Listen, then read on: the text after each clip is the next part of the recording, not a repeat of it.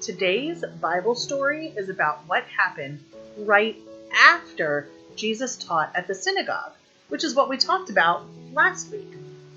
Jesus had just finished telling people that who the old prophets had been talking about, the Savior that everybody was waiting for, was finally here. Because he, Jesus, was here. But not everyone received this news well in the town of Nazareth.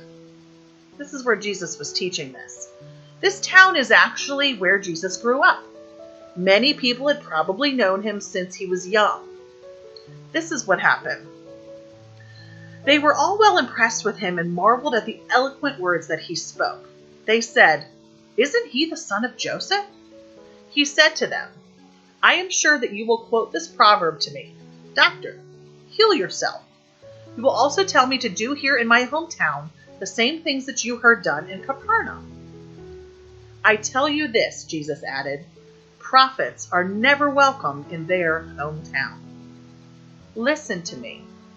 It is true that there were many widows in Israel during the time of Elijah, when there was no rain for 3.5 years and a severe famine spread throughout the entire land. Yet Elijah was not sent to anyone in Israel, but only to a widow living in Zarephath in the territory of Sidon.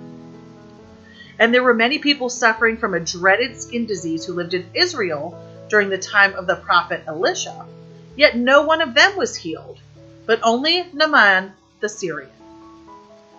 When the people in the synagogue heard this, they were filled with anger. They rose up, dragged Jesus out of town, and took him to the top of a hill on which their town was built. They meant to throw him over the cliff. But he walked through the middle of the crowd and went his way. Whoa! That escalated almost as fast as a cheetah going 0 to 60 in 3 seconds. The crowd got so angry at what Jesus was saying. If anger was a smell, you probably could have smelled it from miles away. Why do you think they were angry? Maybe they thought they'd be getting special treatment because they were from his hometown. After all, they had heard that Jesus had done amazing things in other places like Capernaum. Maybe they couldn't believe that Jesus was who he said he was because they had known him ever since he was really young. Whatever the case, Jesus told them they were missing the point. They were so caught up in their anger that they didn't realize the Savior was right in front of them. And sadly, Jesus left his hometown to continue his ministry in other towns.